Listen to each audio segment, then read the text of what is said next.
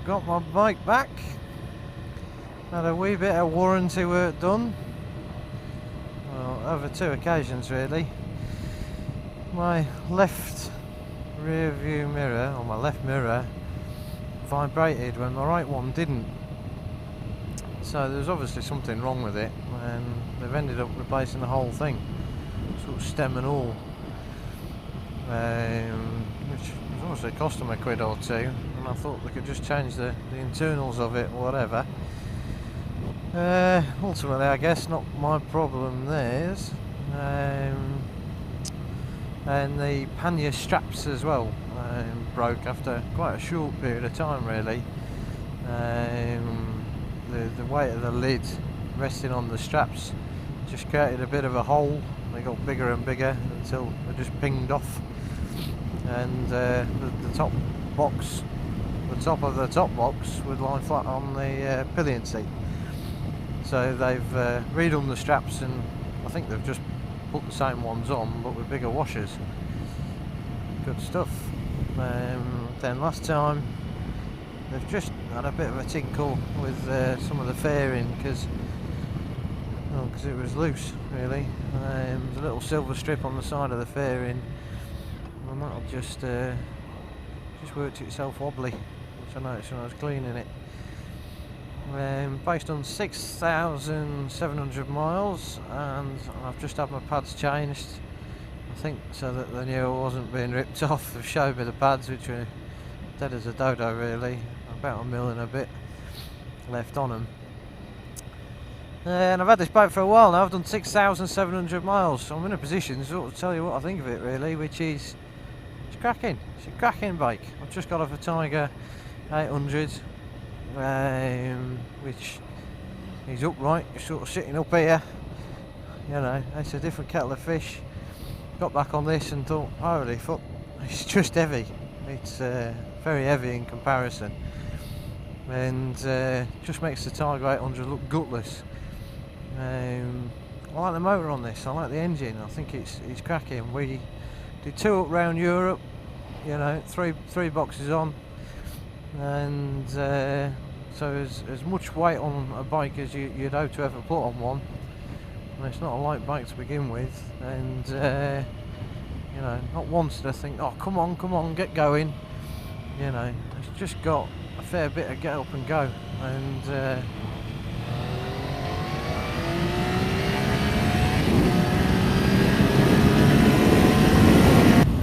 I don't know when you'd be wanting for more power. I've got to go on a few different bikes now in terms of protection from the fairing against the elements. It's pretty damn good. Better than I originally thought when I first tried it. When I was told it had a touring screen, I was a bit disappointed. What it does serve to do is take away kind of that realisation of how quick you're going. Obviously on foreign roads doing 130 mile an hour, and you know, you wouldn't know it basically.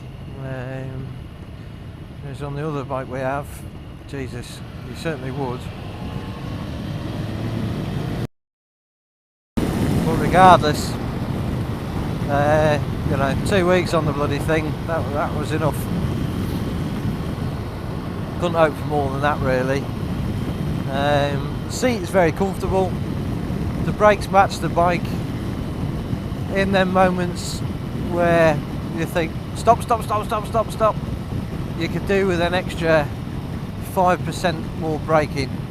You know, it just doesn't put all this weight to a complete stop with as much sort of confidence as you'd wish. And maybe by being a knob, I've managed to lock the brakes up a couple of times. Hey ho. Riding position, I've just got off a bike there, I'm sat bolt upright, my hands up in the air, my armpit's getting dried out, and now my back's leant over again, and I'm hunched over forward with my feet slightly further back rather than a little bit forward.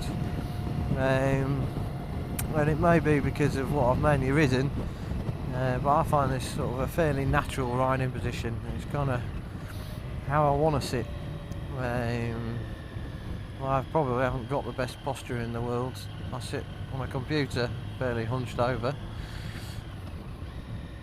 or even sort of just generally.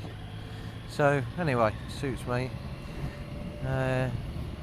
Tips it very well.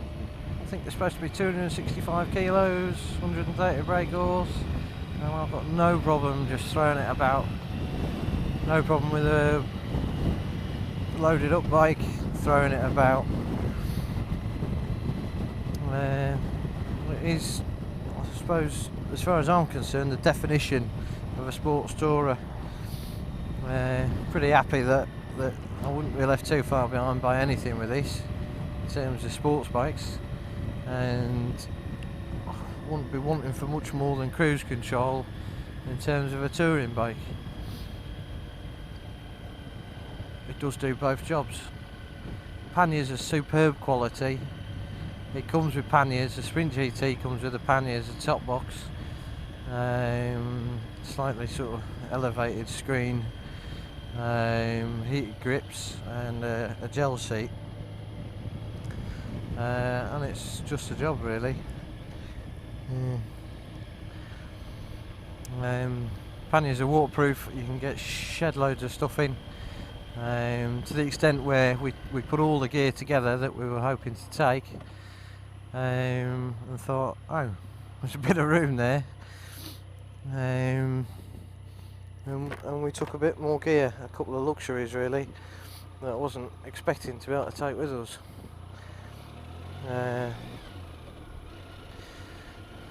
Get home, give it a clean, oil up the chain again, fill her up, take the boxes off, and just remind yourself of how fucking quick this thing is.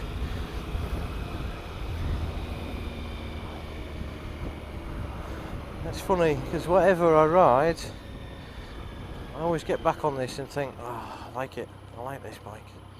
I'm always grateful to get back on this bike.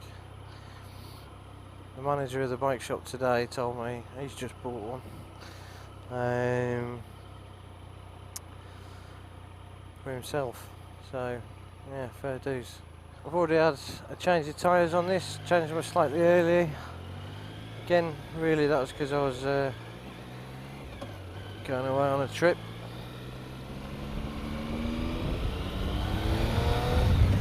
For what it's worth, I kept the old ones.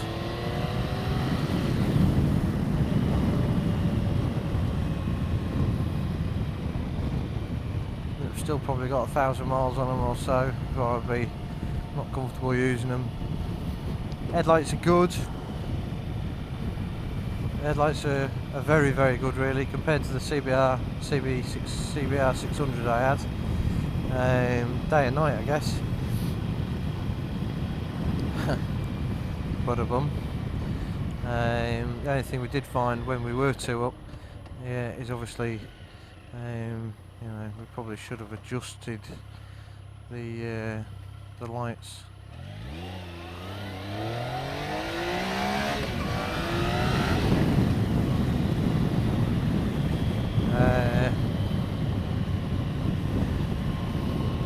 So we did get flashed a few times by people. We were obviously dazzling them, and that's something that I'll certainly sort out next time. Even though she's got her own bike now, there won't be any need to adjust them quite so much. With the boxes on, it's as wide as the wing mirrors. So in terms of filtering loaded up, it's a pretty good gauge really of what you can get through with confidence. My wife also rides this bike. She's not dainty, which is not by any means burly, and she can handle this thing. One of the first comments I heard off another owner when I pulled up next to someone on the same bike was, yeah, I like it, I just find it dead heavy. And I must say that's not really something I've noticed.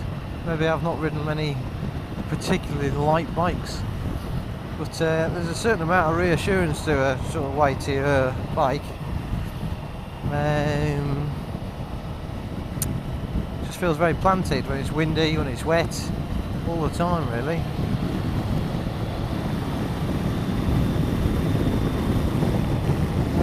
Sort of common niggle on these is the speedo.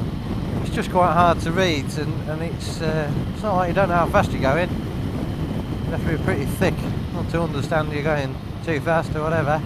You just can't just have a real quick glance at it. You need to have a bit more of a look.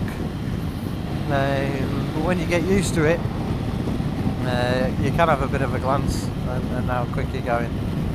Depending on how paranoid by speed cameras, police, or just being a good citizen you are. Insurance on this I found very, very steep. 30 years old. Typical sort of 6 points on my licence, and I was paying 155 quid a month, something like that. My missus went and passed a test, stuck her on the insurance, and it went down to 115 quid a month. Saved a small fortune sticking there on the insurance, so figure that one out. Consciously trying to bed these brakes in. I want to walk with discs. I'm a bit hard on the bike. I don't think you should buy a toy for 10 grand and fanny about. I bought it to play with, have fun on. I bought it for my day off for a ride out. I bought it for weekends away. I bought it for the odd trip further afield when we can. And you know, I do give it a bit of stick, but it'd be an injustice not to, I reckon.